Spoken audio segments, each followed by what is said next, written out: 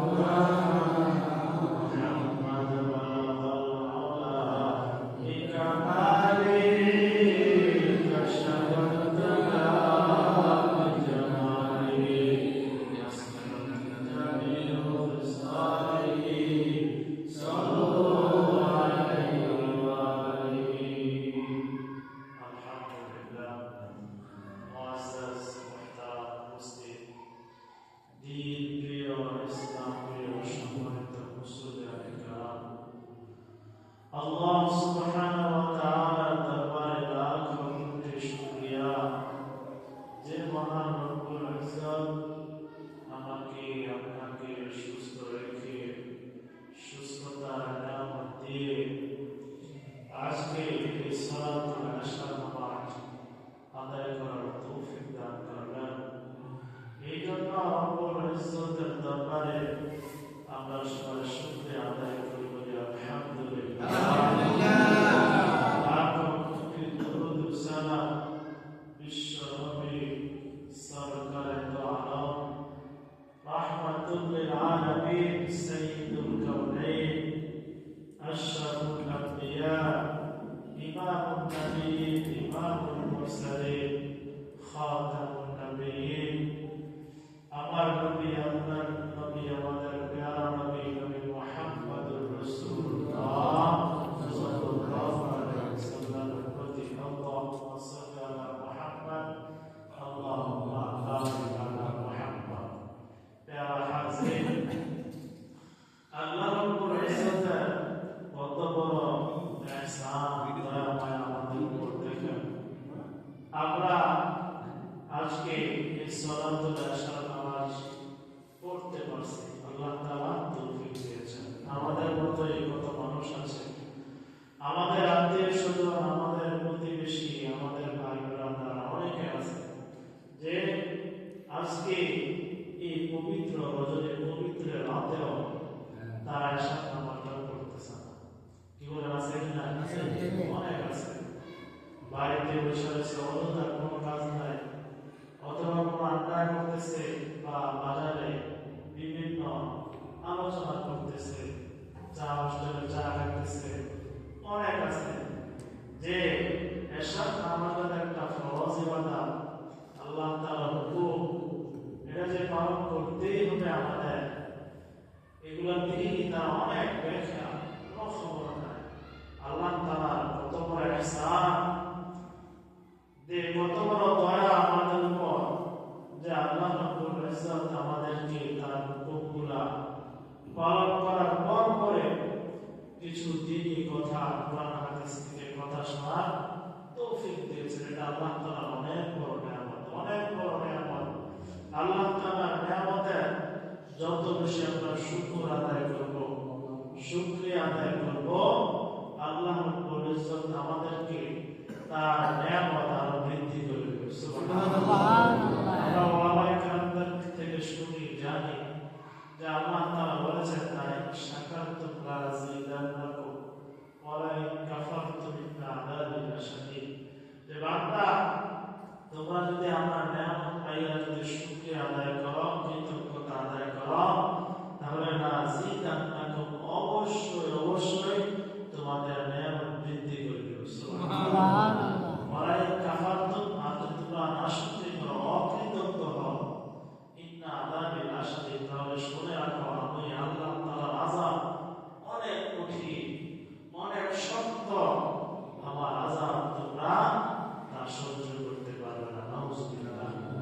প্যারা হাজির, আল্লাহ তাআলার আযাব অনেক কঠিন, অনেক শক্ত। আল্লাহ তাআলার আযাব, যে আল্লাহ তাআলার আযাব এমন আযাব, যখন কোন পাপিষ্ঠ, অকৃতজ্ঞ, যারা কাফের, যখন কবরে যাবে, তাদেরকে এমন ভাবে শাস্তি দেওয়া হবে, এমন ভাবে, এত কঠিন ভাবে। আমার যে বলেছেন আল্লাহ তাআলা আযাব কঠিন, যে এমন ভাবে শাস্তি দেওয়া হবে যে কবরের মধ্যে একদম ফেরেশতা থাকবে, আযাব দেন ওরা ফেরেশতা, যে ওই ফেরেশতা যে তাকে শুধু মারতে থাকবে, আঘাত করতে থাকবে, হাতুড়ি দিয়া শুধু হাতুড়ি দিয়ে তাকে মারতে থাকবে, মারতে থাকবে। আর ওই ব্যক্তি, ওই পাপিষ্ঠ চিৎকার করে থাকতে থাকবে। ওই যে ফেরেশতা, আযাবের ফেরেশতা হাতুড়ি মারবে, ওই ফেরেশতা সে কানে শুনবে না, মানে কানে কি শুনবে না এবং চোখে দেখবে না। কানা এবং বধির, কানা এবং কি বধির, কানে শুনবে না এবং কি চোখেও দেখবে না। ওই ফেরেশতা কি তাকে হাতুড়ি দিয়ে আঘাত করতে থাকবে, মারতে থাকবে, আর সে চিৎকার করে কাঁদতে থাকবে। নাউযুবিল্লাহ। যে ওলামায়ে কেরামরা বলেন, এখানে এই ফেরেশতা সে কেন কানা, চোখ নেই কেন, সে কানে কেন শুনবে, কারণটা কি?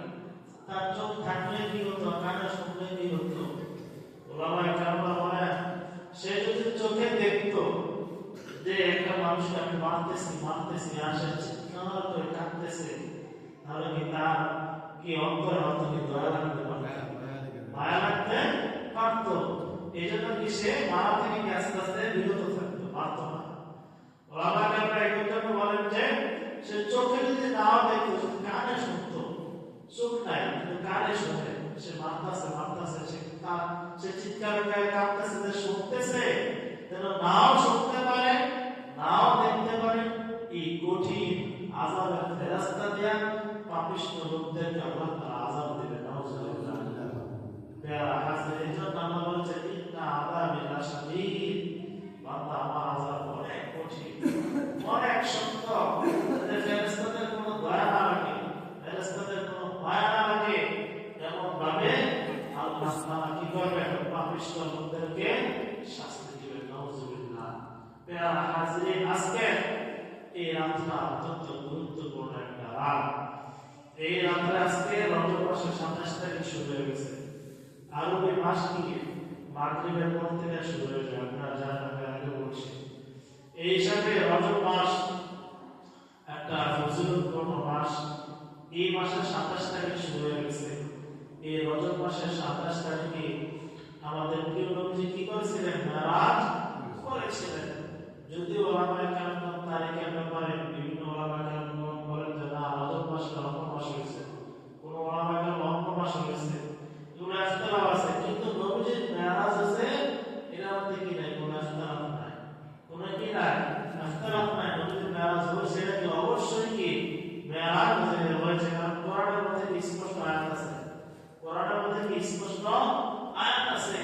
কেউ যদি এই মেরাজকে অস্বীকার করে, কেউ কোনো নাস্তিক মোরতাদ, সে যদি বলে আরে কি বলে হুজুররা, যে নাকি মানুষের জন্য সম্ভব যে বাইতুল্লাহ থেকে সে বাইতুল মুকাদ্দাস যাবেগা মুহূর্তের মধ্যে, সেকেন্ডের মধ্যে, আবার সে বাইতুল মুকাদ্দাস থেকে প্রথম আসমান উপরে, দ্বিতীয় আসমান উপরে যাওয়া কি কোনো মানুষের জন্য সম্ভব?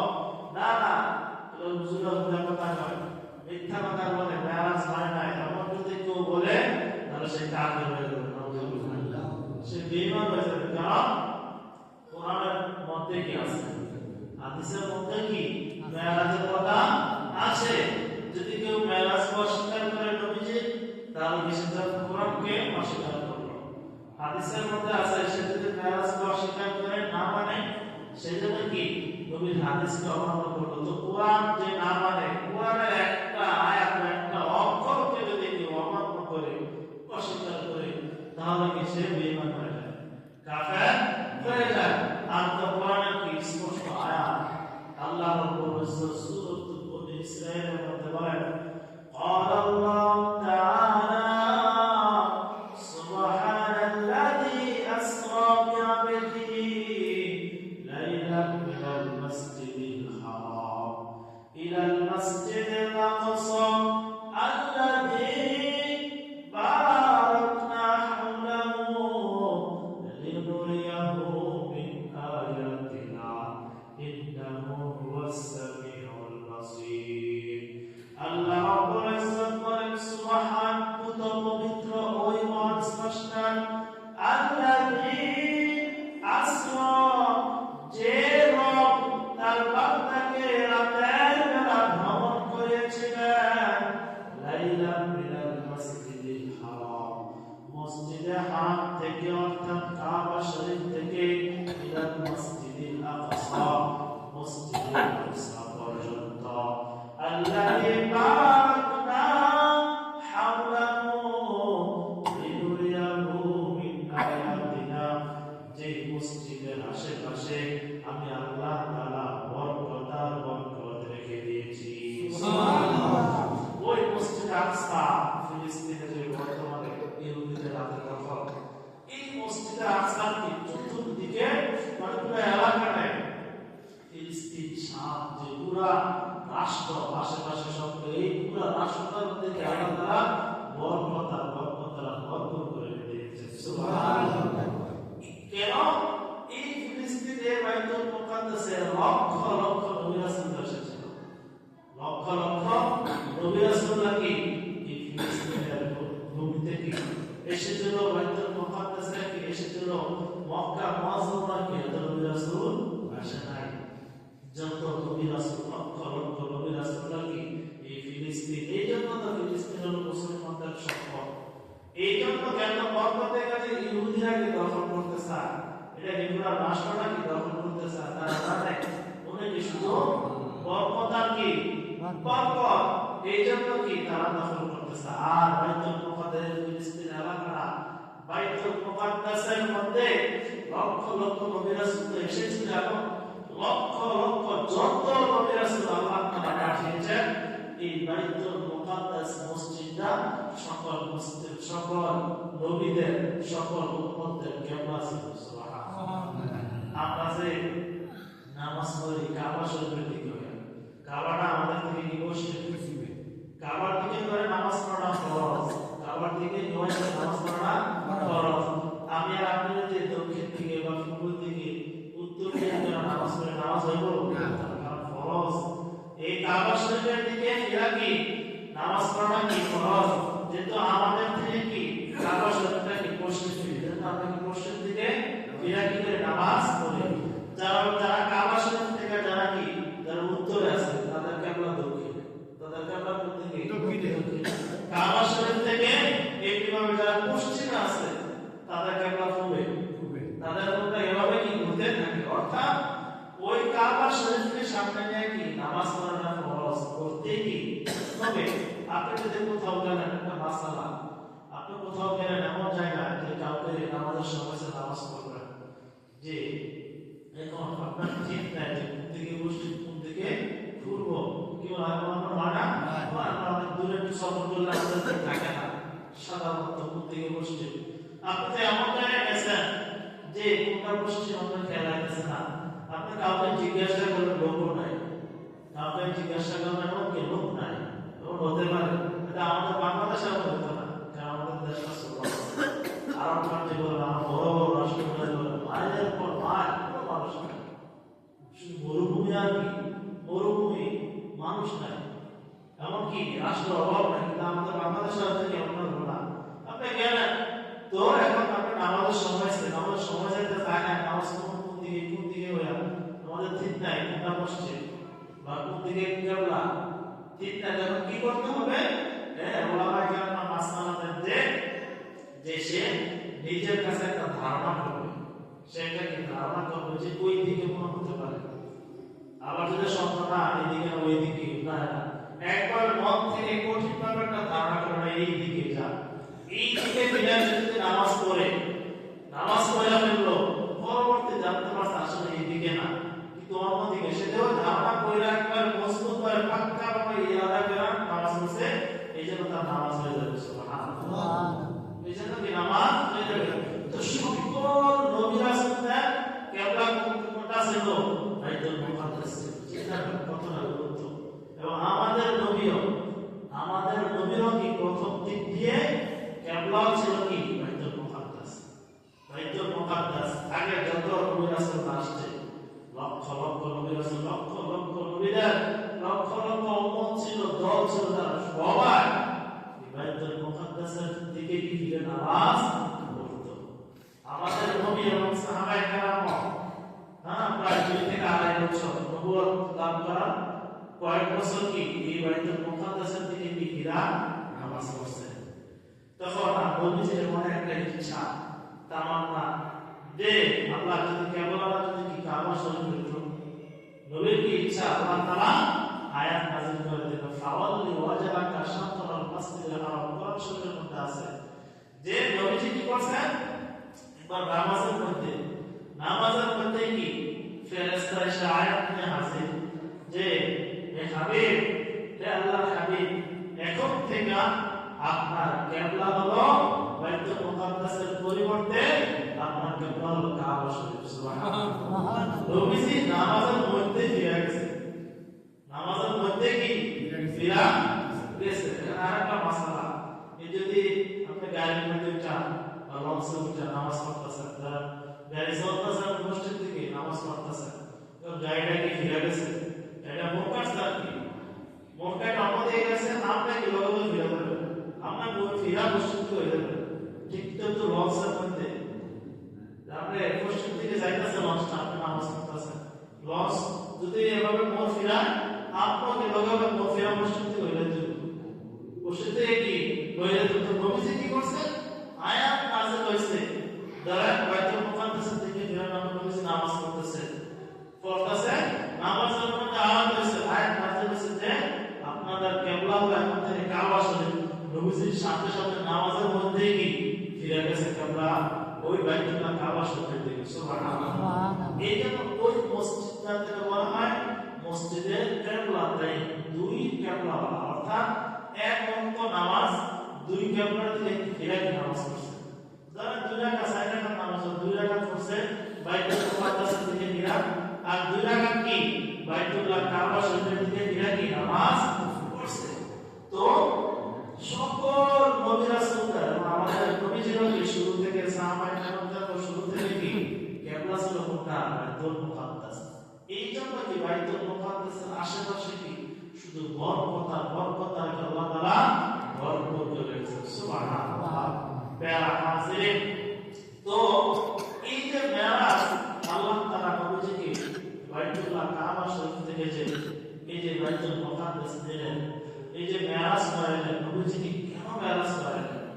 নবীজিকে মেরাজ করার অনেকগুলো কারণ আছে। এর মধ্যে থেকে একটা কারণ হলো যে সকল নবীর চাইতে যে আমাদের নবী শ্রেষ্ঠ, সর্বশ্রেষ্ঠ নবী, এটা প্রমাণ করার জন্য আল্লাহ তাআলা নবীজিকে মেরাজ করেছেন। সুবহানাল্লাহ। বিশ্ব নবী বলেন ইন্নাল্লাহ ফাদ্দালানি আলাল আম্বিয়া ওয়া ফাদ্দালা উম্মতি আলাল উমাম আও কামা ক্বালা আলাইহিস সালাতু ওয়াস সালাম। বিশ্ব নবী বলেন ইন্নাল্লাহ, নিশ্চয় আল্লাহ তাআলা ফাদ্দালানি আলাল আম্বিয়া, আমার মর্যাদা, আমার শ্রেষ্ঠত্ব সকল নবীর চাইতে আল্লাহ তাআলা আমার মর্যাদা বেশি করে দিয়েছেন। সুবহানাল্লাহ। ওয়া ফাদ্দালা উম্মতি আলাল উমাম, এবং আমার উম্মতের মর্যাদা, আমার উম্মতের শ্রেষ্ঠত্ব সকল উম্মতের চাইতে আল্লাহ তাআলা মর্যাদা শ্রেষ্ঠত্ব বেশি করে দিয়েছেন। সুবহানাল্লাহ। নবীজি এই হাদিসের মধ্যে বলেছেন সকল নবীর চাইতে শ্রেষ্ঠত্ব মর্যাদা আল্লাহ তাআলা আমাকে দিয়েছেন, এবং সকল নবীর উম্মতদের চাইতে কি শ্রেষ্ঠত্ব কি আমার উম্মতদেরকে দিয়েছেন। সুবহানাল্লাহ। এই মেরাজের একটা কারণ হলো কি সকল নবীদের চাইতে যে নবীজি শ্রেষ্ঠ, কারণ কোন নবীর মেরাজ হয়, কোন নবীর কি মেরাজ হয় নাই। প্রথম আসমান, দ্বিতীয় সাত আসমানের উপরে যে আল্লাহ তাআলার সাথে সরাসরি মুলাকাত সাক্ষাৎ করাটা কি কোন নবীর কি হয় নাই, শুধুমাত্র কি আমাদের নবীর হয়েছে। এই জন্য আমাদের নবীর মর্যাদা বেশি। সুবহানাল্লাহ। আমি শুক্রবারে বলছি যে বাইতুল্লাহ কাবা শরীফ থেকে কি নবীজি যখন বাইতুল মুকাদ্দাস গেলেন, যাওয়ার পরে রাসূল আলামিন দেখতেছেন পুরো বাইতুল মুকাদ্দাস খানায় খানায় ভরপুর। একটা জায়গায় যে দাঁড়াইবে বসবে জায়গা নাই, লক্ষ লক্ষ নবী রাসূলরা উপস্থিত। এখন নবীজি যে ঢুকবে, কোথাও বসবে, কোথাও ফাঁকা নাই, শুধু একটা জায়গা ফাঁকা, সেটা হলো ইমাম সাহেবের জায়গা। সুবহানাল্লাহ। কোন জায়গাটা খালি? শুধু ইমাম সাহেবের জায়গা, যে জায়গা দাঁড়ায় কি নামাজ পড়াবে, শুধু এই জায়গাটা খালি, আর পুরা মসজিদ কি কানায় কানায় ভরপুর হয়ে গেছে। সুবহানাল্লাহ। সকল নবী রাসূলদেরকে আল্লাহ তাআলা কুদরতিভাবে আল্লাহ তাআলা চিন্তা করে ও নবীজিকে যে শ্রেষ্ঠত্ব দান করবেন, নেতা বানাবেন, ইমাম বানাবেন, এই জন্য কি সকল নবীকে রাসূলদেরকে আল্লাহ তাআলা কুদরতিভাবে ওই মসজিদে উপস্থিত করেন। সুবহানাল্লাহ। এবং লক্ষাধিক ফেরেশতারা ওই মসজিদের কি আশেপাশে, ওই মসজিদে বাইতুল মুকাদ্দাসে নবীজি এখন কি করবে? নবীজি যে মসজিদে ঢুকবে, ঢোকার আগে নবীজি দেখতেছে কোন জায়গা, শুধু একটা জায়গা। জিবরাইল আলাইহিস সালাম কানে কানে বলল, হে আল্লাহর রাসূল, কোন জায়গা নাই, আপনার আছে ইমাম সাহেবের জায়গা, আপনি ওই জায়গায় চলে যান। সুবহানাল্লাহ। এখন আমাদের নবী যে নামাজ পড়াবে 2 রাকাত, কি ওলামায়ে কেরাম বলেন 2 রাকাত সালাতুল হাজাত বা তাহাজ্জুদের সময় হতে পারে, অর্থাৎ 2 রাকাত নফল নামাজ, নফল নামাজ নবীজি পড়াবেন। এখন নামাজের আগে আযান দিবে, নামাজের আগে কি আযান দিবে, জামাতের সহিত যেহেতু নামাজ আযান দিবে। এখন যখন আযান দেওয়া যখন শুরু করছে, আল্লাহু আকবার আল্লাহু আকবার আশহাদু আল লা ইলাহা ইল্লাল্লাহ আশহাদু আল লা ইলাহা ইল্লাল্লাহ, আল্লাহু আকবার, আল্লাহু আকবার অর্থ কি? আল্লাহ বড়, আল্লাহ বড়। আমাদের আযান দেয় একামতে আল্লাহু আকবার আল্লাহু আকবার অর্থ কি? আল্লাহ বড়, আল্লাহ বড়। আশহাদু আল লা ইলাহা ইল্লাল্লাহ এর অর্থ আমি সাক্ষ্য দিচ্ছি আল্লাহ ছাড়া কোনো মাবুদ নাই, আমি সাক্ষ্য দিচ্ছি আল্লাহ ছাড়া কোনো মাবুদ নাই। এখন আশহাদু আল্লা ইলাহা শেষ, এখন কি বলবে মুয়াজ্জিন? আশহাদু আন্না মুহাম্মাদার রাসূলুল্লাহ বলবে, নাকি আশহাদু আন্না মুসা কালিমুল্লাহ বলবে? কারণ এখানে মুসা নবী আছে, মুসা নবী সরকার নবীরা অনেক বড় নবী, যে লক্ষ লক্ষ নবীদের চাইতে 5 জন বা 9 জন হলো সবচেয়ে বেশি দামি ফজিলতপূর্ণ নবীর মধ্যে একজন মুসা নবী, ইব্রাহিম নবী, সবাই এখানে উপস্থিত।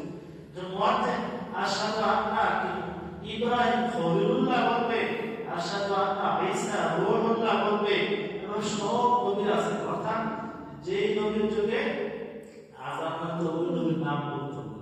এখন আমাদের যুগে আযানের সময় আশহাদু আন্না মুহাম্মাদার নবীজির নাম বলা হয়, নবীজির নাম বলা হয়। ওই নবীর যুগে যখন আযান দিত আশহাদু আন্না মুসা নবীর যুগে ধরেন আশহাদু আন্না মুসা কালিমুল্লাহ বলতো, ইব্রাহিম নবীর যুগে আশহাদু আন্না ইব্রাহিম খলিলুল্লাহ বলতো। এখন তো সব নবীরা উপস্থিত, কার নামটা বলবে? আশহাদু আন্না মুহাম্মাদুর রাসূলুল্লাহ বলবে, না ইব্রাহিম খলিলুল্লাহ, না মুসা কালিমুল্লাহ বলবে? কোনটা বলবে? মুয়াজ্জিন। তখন মুয়াজ্জিনের কানে কানে জিবরাইল আলাইহিস সালাম বলতেছে, তুমি আজকে বলবা আশহাদু আন্না মুহাম্মাদুর রাসূলুল্লাহ। সুবহানাল্লাহ। আমাদের নবীদের কি শ্রেষ্ঠত্ব, আদান শেষ। তখন কি নবীজি নামাজ পড়াবেন, সকল নবী রাসূলরা আমাদের নবীজিকে একতা করলেন, অনুসরণ করলেন, অর্থাৎ আমাদের নবীজিকে শ্রেষ্ঠত্ব আল্লাহ তাআলা কি দান করলেন। নামাজ শেষ, এখানে অনেক লম্বা আলোচনা হয়েছে, এক এক নবী ভাষণ দিয়েছেন, মানে সব হয়েছে, সব অনুষ্ঠান না, সব অনুষ্ঠান মাহফিলের মতো এক এক পর এক পর এই সভা যে উপস্থাপনা করছে হযরত ইব্রাহিম আলাইহিস সালাম, ইব্রাহিম নবী উপস্থাপনা করে না যে এখন বক্তৃতা দিবে অমুকে, এখন বক্তৃতা দিবে অমুকে, উপস্থাপনা করতেছে ইব্রাহিম নবী। ইব্রাহিম নবী বলতেছে এখন আপনাদের সামনে বয়ান করবে আদম নবী। আদম নবী বয়ান করে চলে গেছে, কিছু কথা বলে নিয়ে চলে গেছে, তারা আরেকজন এখন কথা বলবে মুসা নবী। কথা বলবে কি, মানে প্রত্যেকটা নবী এসে কি ভাষণ দিলেন, কথা বললেন, সবাই বললেন আমাদের নবীদের প্রশংসা করবেন। সুবহানাল্লাহ। আমাদের নবীদের কি করবেন? প্রশংসা করবেন। এবং সব শেষে সমাপনী বক্তৃতা দিলেন আমাদের নবী মুহাম্মদুর রাসূলুল্লাহ। সুবহানাল্লাহ। যিনি শ্রেষ্ঠ প্রধান বক্তা, উনি কি সবার শেষে দেয় না? আমাদের নবীজি কি সবার শেষে কি বক্তৃতা দিলেন। এখানে কি লম্বা সভা হয়েছে। এই যে দেখেন নবীজি যে মেরাজ করেছেন, আমরা জানি কি রাতের কি একটা রাতের কিছু অংশ, একটা রাতের কি কিছু অংশ, তাহলে 1 ঘন্টা 2 ঘন্টা এমন, আর বাকি যেত লম্বা সময় কোথায় থেকে গেল? আসলে কি আল্লাহ তাআলা কি সময়কে কন্ট্রোল করছে, আল্লাহ তাআলা কি সময়কে কি করছে? কন্ট্রোল করছে। এই জন্য অনেক ওলামায়ে কেরাম বলেন নবীজি যে এক রাতে, মূলত আমাদের এই জমান অনুযায়ী নবীজি 27 বছর লাগায় কি মেরাজ করেছে। সুবহানাল্লাহ। কিন্তু তো কিছু তো হলো না, সবাই তো ঘুমায় আসতো, সূর্য চন্দ্র সব ঠিক মতো আসতো। আসলে আল্লাহ তাআলা কি যেহেতু কন্ট্রোল করেন সময়কে, সব কিছুকে আল্লাহ তাআলা কি স্থির করে রেখে দিয়েছে। সুবহানাল্লাহ। 27 বছর মানুষ ঘুমাইছে, বলতে পারে না। 27 বছর চন্দ্র যে জায়গায় আসতো চাঁদ ওই রাতে এই জায়গায় কি, অর্থাৎ যে জায়গায় আসতো এই জায়গায় কি সব একবারে দাঁড়ায় আসতো। কিন্তু এই ফাঁকিতে কি 27 বছর কিভাবে চলে গেছে?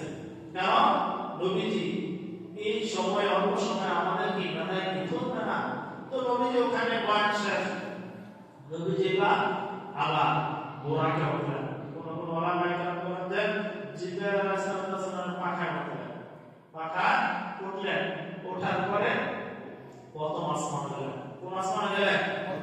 প্রথম আসমানে গেলেন। প্রথম আসমানে আজ পর্যন্ত প্রথম আসমানে আমাদের নবী ব্যতীত কেউ যেতে পারে না। কেউ কি যেতে পারে? কেউ যেতে পারে না প্রথম আসমানে। বর্তমানে বিজ্ঞানীরা তারা চাঁদের দেশে যায়, কোন জায়গায় যায়, মঙ্গল গ্রহে যায়। আপনারা দেখেন না, খবরে বইয়ের মধ্যে আছে, বিজ্ঞান বইয়ে ছাত্ররা পড়ে 5 আর 6 এর মধ্যে আছে, বিজ্ঞানীরা যায় চাঁদের দেশে যায়। এই যে আমরা এই তারাগুলো দেখতেছি, চাঁদ দেখি, সূর্য দুলনা দেখি, সবগুলা প্রথম আসমানের নিচে। সবগুলা কি প্রথম আসমানের নিচে? নিচে এগুলো সব প্রথম আসমানের নিচে। এক একটা এই যে তারা কত বড়! এই সূর্যটা কি আমাদের দুনিয়া থেকে কি 13 লক্ষ গুণ বড়। সুবহানাল্লাহ! চিন্তা করছেন, 13 লক্ষ গুণ বড় এই দুনিয়াটা থেকে এই সূর্যটা। এই সূর্যটা থেকে এমন তারা আছে, এই যে তারাগুলো দেখি দূরে দূরে, এই তারাগুলো এত বড়, এই সূর্যর মতো লক্ষ লক্ষ সূর্য যদি একটা তারার মধ্যে ঢুকে যাবে, সুবহানাল্লাহ! চিন্তা করেন, সূর্যটা এত বড়, এই সূর্যের মতো আরো লক্ষ লক্ষ সূর্য একত্রিত করে একটা তারার মধ্যে ঢুকে যাবে। তারা কত বড়! চিন্তা করছেন, এবার শুধু একটা তারা না, লক্ষ লক্ষ তারা আছে। সুবহানাল্লাহ! আল্লাহ তাআলা কি সৃষ্টি, এগুলো সব কি প্রথম আসমানের নিচে। প্রথম আসমানের কি নিচে, প্রথম আসমানে কেউ যাইতে পারে না। এই যে বিজ্ঞানীরা যে বর্তমানে যে তারা যে চাঁদের দেশে যায়, চাঁদের দেশে যাইতে তারা যে চাঁদের দেশে এখন যাইতেছে, তারা কি গেছে এই 100 বছর হয়েছে না, তারা যে গেছে, তারা যে যাইতেছে, এখনো যাইতেছে। এই যাওয়াটা তারা যে যাইবে, আল্লাহ তাআলা আগে থেকে জানে কি জানে না? কি বলে, আল্লাহ তাআলা আগে থেকে জানে কি জানে না? শেষ জামানা বিজ্ঞানীরা তারা কি চাঁদের দেশে যাইব? আল্লাহ তাআলা জানে না? আল্লাহ তাআলা জানে। তো তারা যাওয়ার পরে, থেকে আসার পরে বিজ্ঞানীরা তারা কি বলে, দেখো আমরা চাঁদের দেশে গেছি, মুসলমানরা কেউ যেতে পারছে না, কেউ যাইতে পারে নাই। আমরা অনেক কিছু করছি, চাঁদের দেশে গেছি, মুসলমানরা কি যাইতে পারে নাই।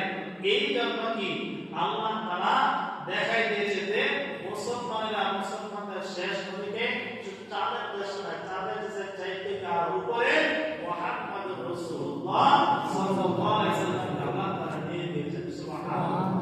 তো নবীজি যখন প্রথম আসমানে যায়, প্রথম আসমানের যে ফেরেশতা, মানে দরজার মধ্যে দাঁড়ান যে ফেরেশতা, ওই ফেরেশতা দরজার কাছে কি করছে? দাঁড়াচ্ছে, জিবরাইল আলাইহিস সালাম কি দাঁড়াচ্ছে। দাঁড়ানোর পরে তারপর ওই ফেরেশতা বলতেছে কে? তখন জিবরাইল আলাইহিস সালাম বলতেছে আমি জিবরাইল। বলতেছে তোমার সাথে কে? বলতেছে মুহাম্মদুর রাসূলুল্লাহ সাল্লাল্লাহু আলাইহি ওয়াসাল্লাম। তখন ওই ফেরেশতা বলতেছে তুমি যে ওনাকে নিয়ে আসছো, এই আল্লাহ তাআলার অনুমতি আছে? তখন বলতেছে হ্যাঁ, অনুমতি আছে। তখন কি ফেরেশতা দরজা খুলে দিয়েছে। এখানে একটা বিষয় যে নবীজি শ্রেষ্ঠ নয়, আবার জিবরাইল শ্রেষ্ঠ ফেরেশতা, অনুমতি লাগে কে? অনুমতি লাগে কে? অনুমতি লাগে এই জন্য যে আমরা শিখতে পারি। এখান থেকে যে আমরা শিক্ষা নিই, সবক নিই, যে জায়গায় যাই না কেন, আমি যত বড় নেতা হই না কেন, যত বড় আমার পদ থাকুক না কেন, আমি যতকে নিয়ম অনুযায়ী, শৃঙ্খলা অনুযায়ী কি আমি সব জায়গায় যাই, সব কাজ করি। সুবহানাল্লাহ! আমাদের নবী এত বড় নবী হওয়ার পরে কি নবী কি শৃঙ্খলা মানতেছে কিনা? আপনি এক জায়গায় যাইবেন, একটা বাসায় যাইবেন, তার অনুমতি লাগবে। অনুমতি আছে কিনা এটা কি নিয়ে কি যাইতে হয়। এই জন্য কি আমরা যেন উম্মতের জন্য শিখতে পারি, এই জন্য কি আল্লাহ তাআলা হাবিবকে কি এভাবে কি প্রথম আসমানে দরজা খোলার কি নিয়ম করেছেন। ফেরেশতা খুলে দিয়েছে, প্রথম আসমানে গেছে, রাসূল সাল্লাল্লাহু আলাইহি ওয়াসাল্লাম গিয়ে দেখতেছে ওখানে একজন নবী, তার নাম হলো আদম আলাইহিস সালাম। সুবহানাল্লাহ! আদম আলাইহিস সালামকে নবী সালাম দিলেন, সালাম কালাম নবীজির সাথে কথা বললেন। আদম আলাইহিস সালাম নবীজির জন্য দোয়া করলেন। দোয়া করার পরে দেখতেছে যে আদম আলাইহিস সালাম যখন ডান দিকে এভাবে তাকায় তখন চেহারাটা অনেক ইসলাম হাসে, কি করে হাসে, ডান দিকে তাকায়। আবার বাম দিকে যখন এভাবে তাকায় আদম আলাইহিস সালামের চেহারাটা মলিন হয়ে যায়, কাল হয়ে যায়। কিন্তু পরপর আদম আলাইহিস সালাম ডান দিকে তাকায় আর হাসে, আর বাম দিকে তাকায় চেহারাটা মলিন হয়ে যায়, খারাপ হয়ে যায়। তো নবীজি জিজ্ঞাসা করলো জিব্রাইল কি ব্যাপার, আদম আলাইহিস সালাম সে এভাবে হাসে, ডান দিকে তাকায় আবার বাম দিকে তাকায়, তার চেহারাটা মলিন হয়ে যায়, কাল হয়ে যায়, কারণটা কি? তখন জিব্রাইল আলাইহিস সালাম বলেন, হে আল্লাহর হাবিব, আদম আলাইহিস সালাম যখন ডান দিকে তাকায়, যখন ডান দিকে তাকায় তখন আদম আলাইহিস সালাম তার যে জান্নাতি যত তার সন্তান জান্নাতে যাবে সবাইকে আদম আলাইহিস সালাম ডান দিকে তাকালে দেখতে পাবে। সুবহানাল্লাহ।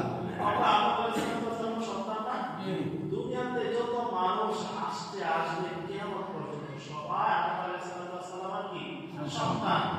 তো আদম আলাইহিস সালাম ডান দিকে তাকালে তার জান্নাতে সন্তানদেরকে দেখি, এই জন্য কি হাসে। আর বাম দিকে যখন তাকায় তখন কি যারা পাপিষ্ঠ, গুনাহগার, কাফের, মুশরিক, যারা জাহান্নামে যাবে তাদেরকে দেখে আর আফসোস করে, হায় আমার সন্তানগুলা কি তারা কি জাহান্নামে, এই জন্য দেখে আদম আলাইহিস সালামের চেহারাটা কি হয়ে যায়, মলিন হয়ে যায়। তখন নবীজি আদম আলাইহিস সালামের সাথে কথা বলার পর আবার দ্বিতীয় আসমানে চলে গেল। দ্বিতীয় আসমানে গেলে আবার আসমানের মতো অনুমতি অংশ নিয়ম অনুযায়ী খুলে গেছে। আবার এভাবে তৃতীয় আসমানে কোন কোন ওলামায়ে কেরাম বলে দ্বিতীয় আসমানে ঈসা নবী ছিল এবং ইয়াহইয়া নবী ছিল। যে নবীজি বলে আমি দুই খালাতো ভাইকে দেখলাম, দুই খালাতো ভাই ছিল ইয়াহইয়া নবী এবং ঈসা নবী, তারা কি খালাতো ভাই ছিল, তাদেরকে দেখলাম, তাদের সাথে কথা হলো। এবং এভাবে তৃতীয় আসমানে গেলেন, ওখানে গিয়ে কিছু নবীদের সাথে সাক্ষাৎ হলো। তখন আবার চতুর্থ আসমানে গেলেন, চতুর্থ আসমানে যাওয়ার পর নবীজি বলেন, চতুর্থ আসমানে আমি দেখলাম হযরতে ইউসুফ আলাইহিস সালাম। ইউসুফ নবীকে দেখার পরে নবীজি বলেন যে আমি যখন দেখলাম ইউসুফকে, আল্লাহ তাআলা যত সৃষ্টি আছে, যত মানুষ আর যা কিছু আছে পুরো সৃষ্টি অর্ধেক সৌন্দর্য ইউসুফকে দিয়ে দিয়েছে। সুবহানাল্লাহ। এত সৌন্দর্য, এত সুন্দর কি ইউসুফ নবী। এবং নবীজি বলেন যে আমার উম্মতেরা যখন জান্নাতে যাবে সবাইকে আল্লাহ তাআলা ইউসুফ নবীর মতো সুন্দর বানিয়ে জান্নাতে ঢুকিয়ে দিবে। সুবহানাল্লাহ। এভাবে নবীজি পঞ্চম আসমানে গেলেন। পঞ্চম আসমানে যাওয়ার পরে হযরত মুসা নবীর সাথে সাক্ষাৎ, মুসা নবীর সাথে কথা হলো। এভাবে ষষ্ঠম আসমানে গেলেন, ষষ্ঠ আসমানে গিয়ে অন্যান্য নবীর সাথে সাক্ষাৎ। সপ্তম আসমানে যখন গেলেন তখন শেষ আসমানে, একদম শেষ আসমানে গিয়ে হযরত ইব্রাহিম আলাইহিস সালামের সাথে সাক্ষাৎ। সুবহানাল্লাহ।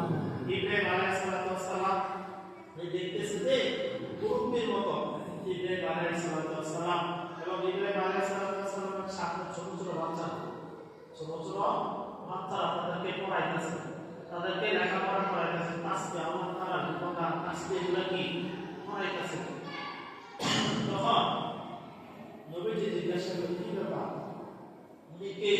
তখন বললেন যে উনি হলেন ইব্রাহিম খলিলুল্লাহ। এবং বলল যে ওনার সামনে যে দেখা যায় ছোট বাচ্চারা কারা, বলতেছে এই ছোট ছোট বাচ্চারা যে আজকে ইব্রাহিম নবীর খেলার সাথে বসে তারা পড়তেছে, তারা হলো ওই মা বাবার সন্তান, যে মা বাবা তারা দুনিয়াতে থাকা অবস্থায় নিয়ম করেছিল, যে পেটে থাকতে বা ছোট থাকতে নিয়ম করেছিল যে আমার সন্তানটাকে দ্বীনি শিক্ষা দেব, ইসলাম শিক্ষা দেব, কোরআন শিক্ষা দেব। কিন্তু তারা নিয়ম করছে, পাক্কা নিয়ম ছিল, কিন্তু তারা দিতে পারে নাই। অথবা মায়ের পেটের ভিতরে মারা গেছে, অথবা ছোট থাকতে কি মারা গেছে, আর দিন শিক্ষা দিতে পারে নাই, মারা গেছে। এই ছোট ছোট সন্তানরা কি এখন ইব্রাহিম নবীর কাছে কি তারা দিন শিখতেছে। সুবহানাল্লাহ। এই জন্য আমরা যারা শুনতেছি আমরা যারা সন্তান, আমাদের যারা ছোট এখন আছে অথবা মায়ের পেটে আছে, আমরা নিয়ত করে দিই যদি হায়াত না থাকে যদি চলে যায় তাহলে আমরা নিয়ত থাকি, নিয়ত থেকে নামাজ থেকে হাফেজ বানাবো, দিন শিক্ষা দেব, আলেম বানাবো। এমন নিয়ত যদি থাকে আর যদি কোনো কারণে হায়াত না থাকে তাহলে এই আপনার কি নিয়ত থাকি ওই ইব্রাহিম আলাইহিস সালামের কাছে দিয়ে কি আল্লাহ তাআলা পুরা করে দেবেন। সুবহানাল্লাহ। ইব্রাহিম আলাইহিস সালামের সাথে সাক্ষাৎ করার পরে ইব্রাহিম অনেক কথা বলে, এর মধ্যে একটা কথা হলো ইব্রাহিম বলতেছে, হে আমার সন্তান মুহাম্মদ, তুমি দুনিয়াতে মানুষকে কি বলবা যে জান্নাতের জায়গাটা অনেক উর্বর, অনেক খালি জায়গা, বলবা তোমার উম্মতদেরকে এখানে যেন তারা গাছ লাগায়। কি লাগায়? জান্নাতের জায়গাতে গাছ লাগায়। কিভাবে গাছ লাগাবে?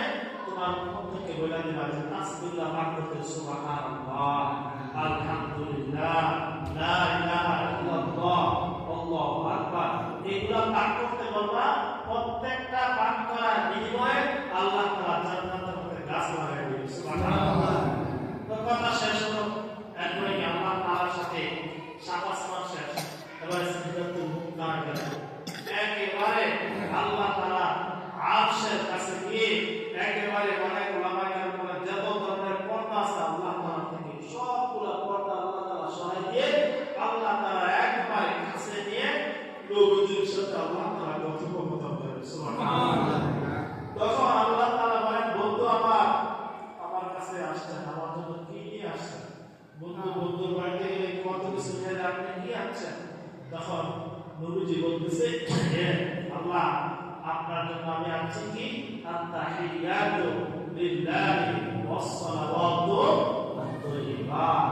আমাদের নামের তাশাহুদ করে না এটা যে আল্লাহ এই আত-তাহিয়াতু লিল্লাহি ওয়াস-সালাওয়াতু ওয়াত-তাইয়্যিবাত সমস্ত কওলি এবং ফেলি যত ধরনের ইবাদত আছে আমরা মুখে যত ধরনের ইবাদত করি এবং কর্মের মাধ্যমে অর্থাৎ এই নামাজ পড়ি এবং রোজা রাখি, যত কিছু করি আল্লাহ সবগুলোকে আপনার জন্য দিয়ে আসলাম। সুবহানাল্লাহ।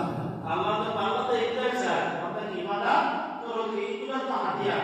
তখন আল্লাহ তাআলা আসসালামু আলাইকা আইয়ুহান নাবিয়্যু ওয়া রাহমাতুল্লাহি ওয়া বারাকাতুহু।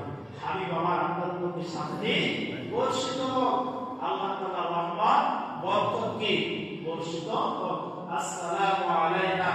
এতটুকু বলার পরে নবীজি মনটা বেশি খুশি নাই যে আল্লাহ তাআলা আমাকে সালাম দিল, রহমত বরকত আমার জন্য করে। তখন আল্লাহ তাআলা বললেন, আমার হাবিব আপনি শুনেন আরো আছে, আসসালামু আলাইনা ওয়া আলা ইবাদিল্লাহিস সালিহিন। হাবিব আমার যে আপনার উম্মতদেরকে আমি সালাম দেই নাই, রহমতের কথা বলি নাই, এজন্য আপনার মনটা কিছু খারাপ। শুনেন, আসসালামু আলাইনা ওয়া আলা ইবাদিল্লাহিস সালিহিন, আপনার উম্মতদের মধ্যে যারা নেককার ইবাদত তাদের উপর সালাম বর্ষিত হোক। সুবহানাল্লাহ। তারপরে নবী আশহাদু আল্লাহ, আল্লাহ তাআলা সাক্ষ্য দেন আশহাদু আল্লা ইলাহা ইল্লাল্লাহ, আল্লাহ তাআলা কি নাই কোনো মাওলা কি কালিমায়ে শাহাদাত। অতঃপর নবীজি যখন চলে আসলেন নবীজিকে তিনটা হাদিয়া দেন। কয়টা হাদিয়া দেন? আমি জুমার দিন বলছি 50 ওয়াক্ত নামাজ, 50 ওয়াক্ত নামাজ দেন এবং কুরআনুল কারীমের সূরাতুল বাকারা, সূরাতুল বাকারা কোরআন শরীফের মধ্যে সবচেয়ে বড় সূরা, কোরআন শরীফের মধ্যে সবচেয়ে বড় সূরা। এই সূরাটা একেবারে শেষের দুইটা আয়াত আল্লাহ তাআলা নবীজিকে হাদিয়া দেন। আমরা রাসূল কিবা মুসি ইলাইহি রাব্বি ওয়া মুকতার, দুইটা কিন্তু বড় আয়াত। এবং আরেকটা হাদিয়া দিতে নবী আমার আপনার উম্মতদের মধ্যে যদি কেউ শিরক ছাড়া সে যদি মৃত্যুবরণ করে তাহলে তাকে আমি জান্নাত দিয়ে দেব। সুবহানাল্লাহ। তিনটা হাদিয়া। 50 ওয়াক্ত নামাজ দিয়ে যখন আসতেছিলেন মুসা নবীর কাছে যখন পঞ্চম আসমানে ফিরে আসতেন তখন মুসা নবী কি বলছে, কি নিয়ে আসলেন, কি দিল আল্লাহ তাআলা আপনাকে? তখন নবীজি কি বলছে, পঞ্চম ওয়াক্ত নামাজ। মুসা বলছে, আরে আমার উম্মত পারবে না, আমার উম্মত এত শক্তিশালী হইয়া দুই ওয়াক্ত তিন ওয়াক্ত পারে না, আপনার উম্মত কি 50 ওয়াক্ত করতে পারবে? যান আবার যান, কমে আবার গেছে আল্লাহর কাছে। আল্লাহ বলে 5 ওয়াক্ত কমাই দিলাম, 45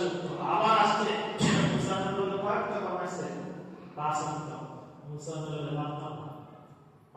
আবার তারা আরো কমায় না, আবার কমাইছে 5 ওয়াক্ত, কত হলো 40।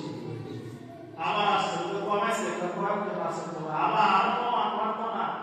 মুসা নবীর কি কথা নাই কি সত্যি পারতো না। এভাবে নবীজির কাছে 545 আল্লাহর কাছে কি 9 বার আছে, 9 বার পাঠাইছে মুসা নবী। যা কমায় না শেষ 5 ওয়াক্তের কাছে মুসা নবী চাইছে, তারপর 5 ওয়াক্ত আর কমায় না, আর কমায় না, পারতো না। কোনো কথা কি 5 ওয়াক্ত কি পারতো না। মুসা নবীর কথা ঠিক কিনা? 5 ওয়াক্ত পারি কি হলে পারি, মুসা নবীর কথা ঠিক পারতো না, আর কমায় না। নবীজি বলে যে আমার একটা লজ্জা লাগে, না যেতে পারবো না। হ্যাঁ নবীজি কি বলে আমাকে আর যেতে ভয় লাগছে কি, আর কি এটা আমার লজ্জা লাগে কি এটা যাব না। তখন কি আল্লাহ তাআলা নবী কাছে বললেন, হাবিব আমার যে 5 ওয়াক্ত, এই 5 ওয়াক্তে থাকলো আমাদের প্রথম 50 ওয়াক্ত ইসলাম আপনার উম্মতকে জানাই দিয়ে 5 ওয়াক্ত যদি পড়তে পারে তাহলে আল্লাহ তাআলা 50 ওয়াক্তের সওয়াব দিবেন। সুবহানাল্লাহ। এই হলো 5 ওয়াক্ত নামাজ। নবীজি এই 5 ওয়াক্ত নামাজ নিয়ে দুনিয়াতে চলে আসলেন। আসার সময় কাবা শরীফের কাছে আসার আগে দিয়ে মক্কার দুটা কাফেলা ছিল, তারা কি ব্যবসার জন্য সিরিয়ার জন্য তারা গাইতেছে, তারাও কি আসতেছে। নবীজি তাদেরকে দেখেন এবং তাদের এক দল থেকে কি তারা এক দলের কাছে পানি আসলো, নবীজি তাদেরকে পানি খাইছে, পানি কি খাইছে। আরেক দলের কাছ দিয়ে যখন যাইতেছিল বোরাক দিয়া, বোরাকের আওয়াজে আরেক দলের একটা ওট মারা গেছে, আরেকটাকে ওট মারা গেছে। ওই কাফেলার মধ্যে কিছুক্ষণ পরে তারা পানি না আমাদের পানি করি এবং বোরাকের একটা আওয়াজে একটাকে ওট মারা গেল। নবীজিকে আগে চলে আসছে, আসার পরে পরদিন সকালবেলা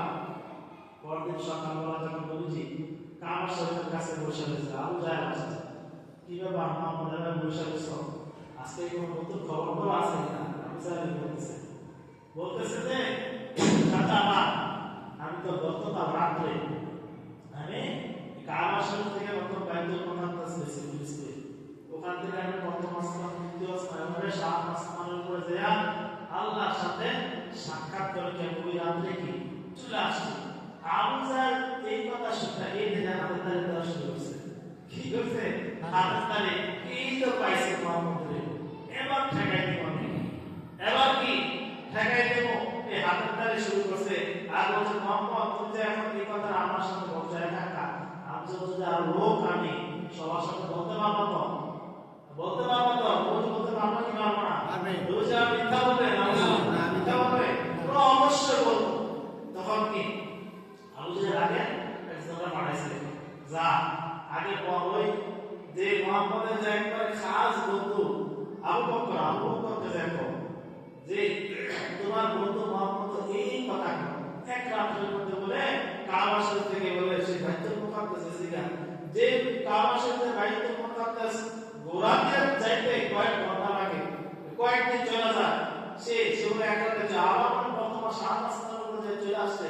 তুমি কেটে যাইতে আবু বকরকে আগে কি বলো, আবু বকর কি বলে, আবু বকরের কাছে বলতেছে তোমার বন্ধু মুহাম্মদ এই কথা বলে, তুমি কি তারপরও মুহাম্মদের উপর ঈমান আনবা, মুহাম্মদের নবী বিশ্বাস করবা, এটা কি সম্ভব?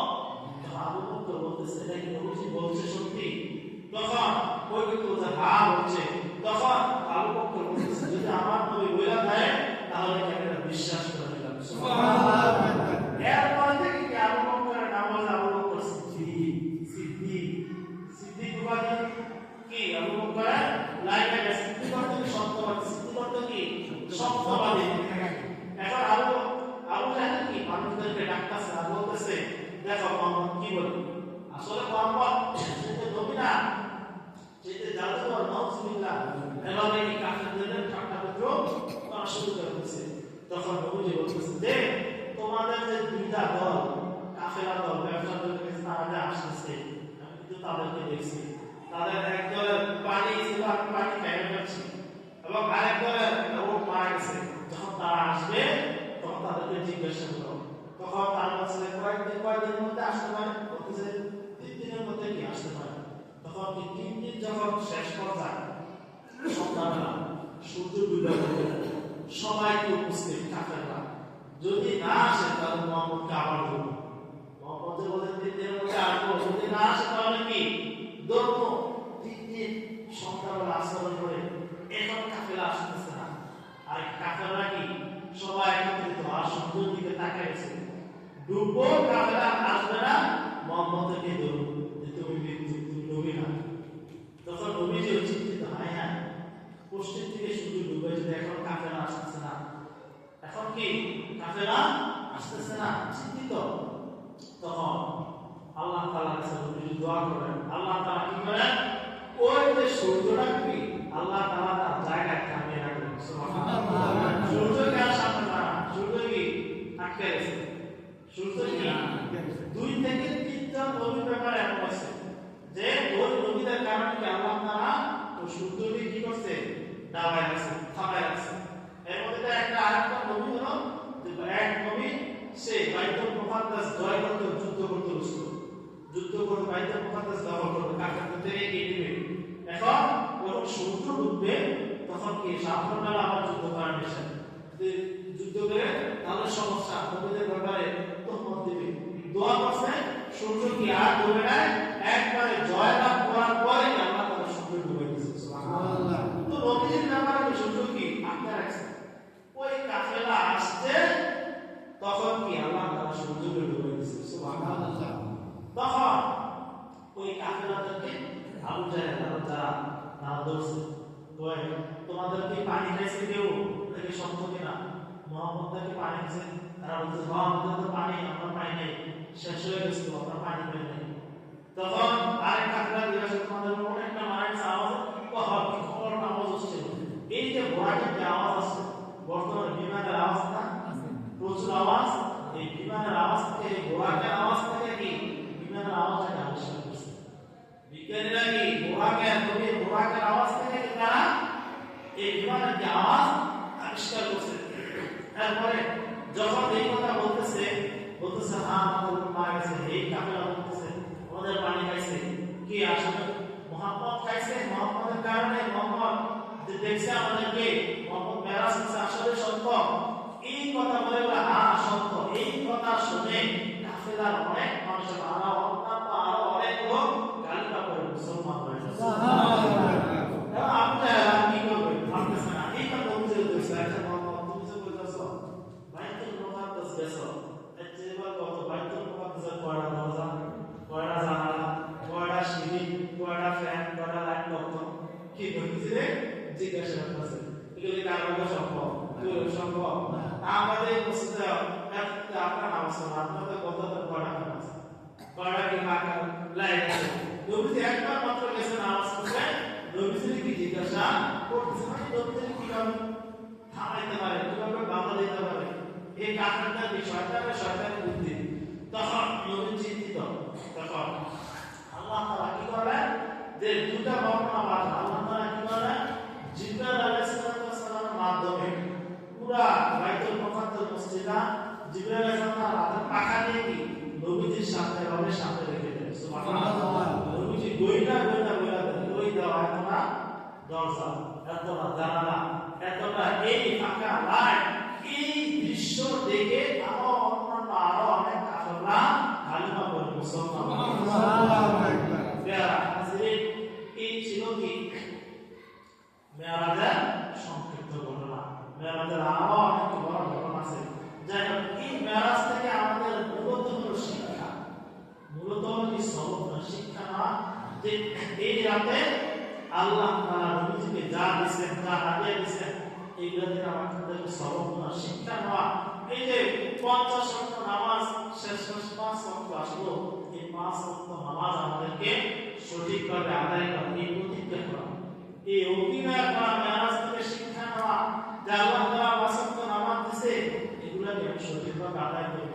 আল্লাহ তাআলা সূরাতুল বাকারার শেষে দুটো আয়াত আছে, এই দুটো থেকে আমি তেলাওয়াত করতে পারি এবং যেন আমি শিরক না করতে পারি, এই শিরক না করে 5 ওয়াক্ত নামাজ পড়ে যাব, আমি আল্লাহ তাআলার হুকুমগুলো পালন করে যেন আমি দুনিয়াতে যাইতে পারি, এই সবক নেওয়া, এই অঙ্গীকার নেওয়া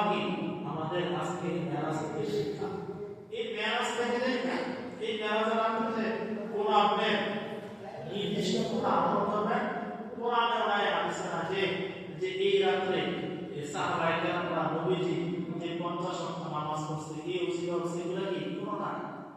এই রাত্রে যখন নামাজ আছে নবীজি কি নামাজ আছে, এই নামাজগুলো আমাদের পালন করা এবং শিরক না করা, সূরা বাকারার শেষ আয়াতগুলো কি তেলাওয়াত করা। এই জন্য আমি আপনাদেরকে বলবো যে আপনারা এখন যেহেতু রাত্রে আসবেন প্রতি রাত্রে নবীজি নফল নামাজ পড়তেন 8 রাকাত 6 রাকাত, তবে প্রতি রাত্রে হাদিসের মধ্যে আছে নবীজি 8 রাকাত তাহাজ্জুদ বা নফল নামাজ পড়তেন, 3 রাকাত বিতির নামাজ পড়তেন। এই জন্য আমি আপনাদেরকে বলবো যে আপনারা 8 রাকাত পড়েন বা 6 রাকাত পড়েন, অন্যান্য মসজিদে দিলেন বলতেছে বা হুজুর আমরা এমনটাই করি যে আমরা 6 রাকাত বা 8 রাকাত নামাজ দিই, যার ইচ্ছা এটা বলে দেয় কি আপনাদের 2 রাকাত পড়েন আপনার ইচ্ছা, 8 রাকাত পড়েন আমি আরো বেশি পড়েন। এরপরে কি দোয়া আমরা ইনশাআল্লাহ মিলাদ করব, দোয়া করব, তাওয়ার দোয়া করব। তো যারা পারেন 8 রাকাত পড়েন বা 6 রাকাত পড়েন, আর যারা এখন এশার নামাজটা পড়েছেন পড়ছেন আগে এশার নামাজটা পড়েন, আগে এশার নামাজটা কি পড়েন, এরপরে কি আমরা মিলাদ করে দোয়া করে ইনশাআল্লাহ আমরা শেষ করে দেব। আল্লাহ তাআলা আমাদেরকে বোঝার এবং আমল করার তৌফিক দান করুন। আমিন। হুজুর যাই নওয়াজের পর নিয়োগ দিয়ে আগে হ্যাঁ নফল পড়বে নিয়ত করবেন তো আগে করতে 2 রাকাত করে আমার আগে ভালো হবে। আপনি যদি চান যে 4 রাকাত করে পড়বেন নফলের নিয়ত, নফল নামাজ পড়তেছি আল্লাহ বাবা আর হতে পারে না হয় মুসাল্লিল্লাহ তাআলা রাকাতে সালাতুল নফল এভাবে বলতেন যে এভাবে আর হতে যারা মারেন আর হতে পারবেন আর যারা বাংলা মারেন বাংলা, যে আমি নফল নামাজ পড়তেছি 2 রাকাত আল্লাহ আকবার তো কি বললেন বিধিটা করে নিলে সাধু বিধি করার কোনো সমস্যা নেই। বিধি করে নিলে আগে বলা কি করা যায়, নফল নামাজ কি আগে বলা কি করা যায়, কোনো সমস্যা নেই। ইনশাআল্লাহ আমরা 8 রাকাত পড়ব 6 রাকাত পড়ব হুজুর আগে বিতি নামাজ পড়লে যে নফল পড়তে পারেন না পড়তে কোনো সমস্যা নেই। বিতির অনেক সময় কি আমরা বিতির নামাজ পড়ার পরে কি আমরা বাড়িতে ঘুমানোর আগে 2 রাকাত নামাজ পড়া কি ঘুমাই এমন কি আছে, এটা অনেকে বলছে তাহাজ্জুদ নামাজ কি হয়ে যাবে পড়তে হবে কোনো সমস্যা নেই। এজন্য কি আমরা 6 রাকাত বা 8 রাকাত দিয়ে আমরা পড়া, তারপরে কি আমরা বিরাট শুরু করব ইনশাআল্লাহ।